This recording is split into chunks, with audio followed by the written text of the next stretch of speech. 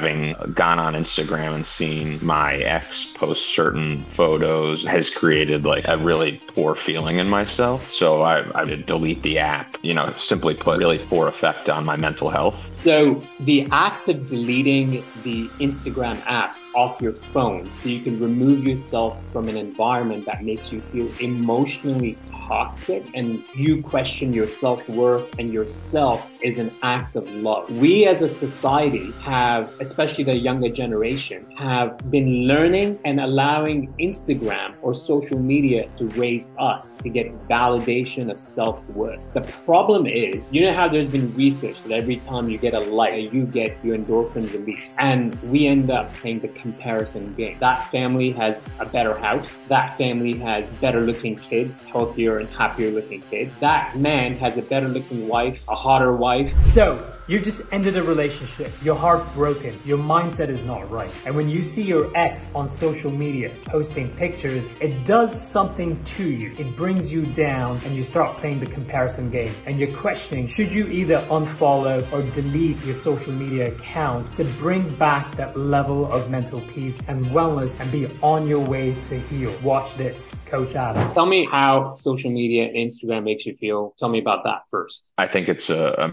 mental distraction in a negative way. I think like having gone on Instagram and seen my ex post certain photos and things of that nature has created like a really poor feeling in myself. So I took the opportunity to delete the app because I just didn't want to see that negativity and like see those photos and things that would bring negative emotion to me, because it would just have simply put, a really poor effect on my mental health. So instead of viewing those things and having the opportunity to see those things, I just deleted the application on my phone. So I was never tempted to go in again. Yeah. And it's been about 2.5 weeks. So the act of deleting the Instagram app off your phone so you can remove yourself from an environment that makes you feel emotionally toxic and you question your self-worth and yourself is an act of love. This is something that you would do to a friend or a loved one or a younger sibling. You say, no, get off that app. Don't do this. Unfollow, eat your steak, start working out, drink your water, read this personal development book instead. We as a society have, especially the younger generation, have been learning and allowing Instagram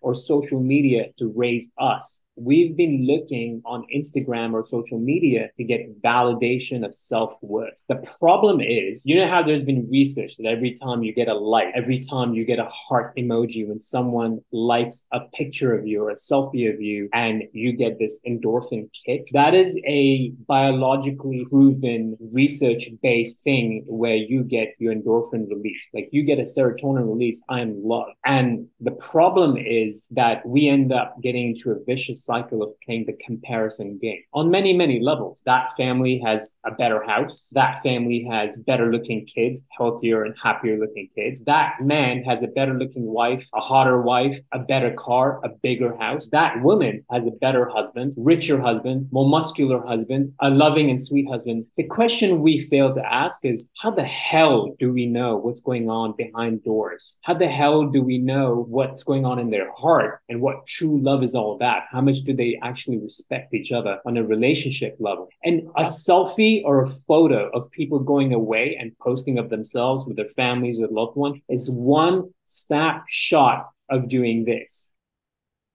It is completely bullshit. Nobody wants to put their selfies and their family photos of them going through a fight, of them going through struggles on how to make a marriage work or relationship work, of them going through friction of not addressing each other's boundaries and not following each other down. Nobody wants to talk about that. Nobody wants to post that. Nobody wants to post when someone is sick, going through cancer, and one spouse has walked away. So you have to understand that Instagram is one micro 0.0000001 snapshot of somebody's day or moment. And what's even more toxic is the younger generation in their late teens, 20s, mid 20s that actually grew up looking at Instagram or social media and seeing that that's the real world. And ultimately, this is even a bigger conversation, because why the hell are we allowing our kids and us as adults to be more influenced by what happens on social media and allowing that to infiltrate in our emotional and mental regions to figure out and to learn from them. Why the hell are we not going back to where our value comes from, right? Let me talk about confidence. What was the other thing that you want to talk about in terms of alcohol? I feel like I derive this false sense of confidence, like whenever I partake to a certain point, and it's like, oh, now I could go do this. Now I could go do what I was telling myself I was going to struggle to do before. The hell with it. I'm not worried anymore. Let's just go for it, which is like not a good thing. I'd love to just be naturally confident at my job and whatever I'm doing, where it's like, oh, I had a cup of coffee. Let me go do this. I'm a professional. I'm a trained professional in this field. I should be able to go do this. And for whatever reason, I derive this false sense of confidence, whether it's like at lunch at work, so I could go back and make cold calls, or whether it's, on a date and,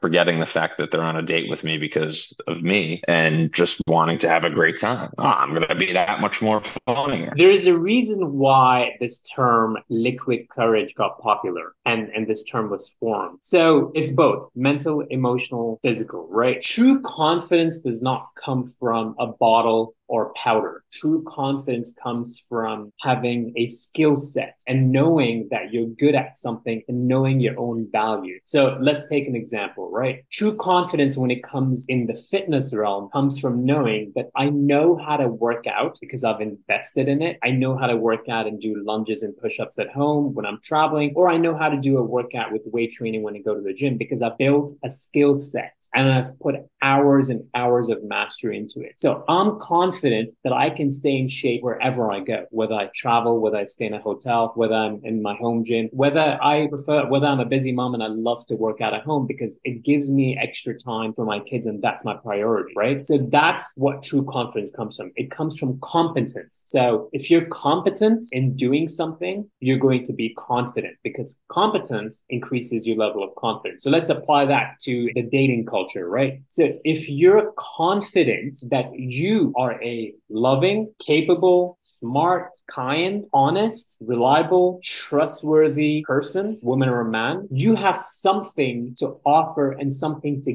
give. So you don't need a substance, a stimulant, liquid courage, or powder to say my value is going to be acknowledged because I'm a good person. And that person is coming from me because I have something that will elevate that person's lifestyle, elevate that person's growth, and help that person become better too. Now you're on an equal playing field. But if you actually don't recognize that you have those qualities, for whatever reason that's led you up to feeling that, then you're going to be naturally in a subconscious way questioning, what do I have to offer that this person will appreciate me for me? I'm not even asking for love. Appreciate me for me and appreciate the fact that I showed up to buy her a cup of coffee and to get to know her, right? And the reason for that is because leading up to that date, we haven't loved ourselves. We haven't truly understood where our value comes from. Maybe people haven't been taught where their value comes from. Maybe now we have to overcompensate, be funny, be charming, be extra loud and this and that, so we can put on an act and entertain because we have learned from social media that's where our value comes from. That's who we are. So we can convince the other person to be with us. You see how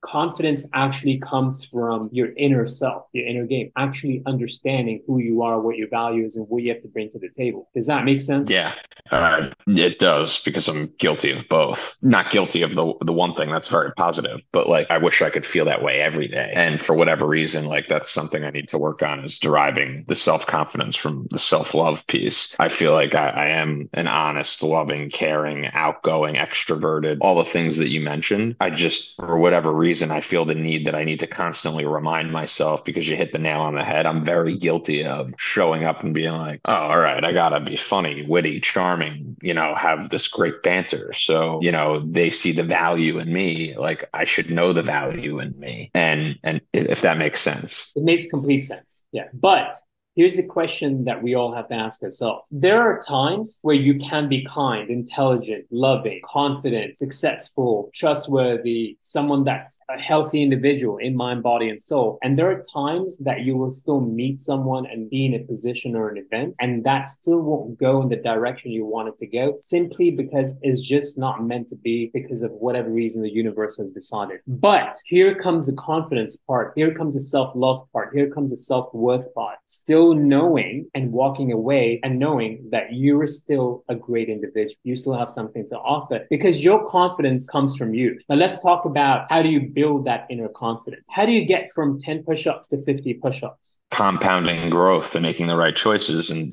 doing 10, doing, 12, doing 15, the next time doing 20, the gradual buildup. Okay. So how do you go from feeling low self-worth, low inner confidence, and low understanding and acknowledgement of your own value to understanding you have high value, you have self-love, you are something of value, you have something to offer that will make another person's life better? How do you go from that to that? I don't know. I think that's what I'm hoping to learn from you. Number one, you have to work out consistently and take care of your body because that's going to build your confidence. Now, people assume that that's only going to build the physical body, physical confidence, and that is the furthest thing from the truth. When somebody commits to exercising, to working out every day for a defined time, a challenge that I have is 30 days, 60 days, 90 days, 120 days, 6 months, a year, 3 years, right? The longer, the better. That person is proving to themselves that they are capable of sticking to something for a long time, okay? And that does two things. That builds inner self-confidence because now they're someone that actually, when they commit to something, when they say something, they end up accomplishing it. What does that do for your mental confidence? It elevates itself, right? Because you're no longer a bullshitter or a sayer. You're a sayer and you're a doer. Does that make sense? Right. Okay. Number two, when you physically feel more toned, stronger, more capable, you have a higher level of energy and you're on a higher frequency. So when you have a higher level of energy and you're on a higher level of frequency, you will notice things like you do a better job at work. So you start getting promotions and raises. You make more money. When you're in a higher frequency, you will notice people around you can